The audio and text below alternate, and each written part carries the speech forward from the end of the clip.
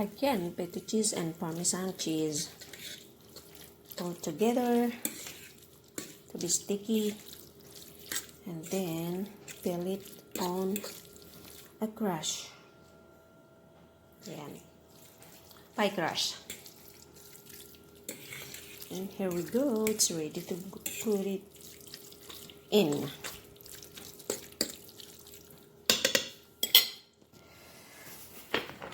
Oh God, it's too heavy. Now I put it all together like this.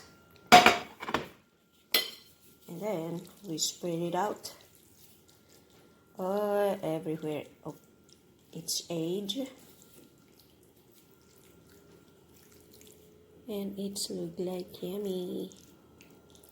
This is zucchini pie. Kolokito pita.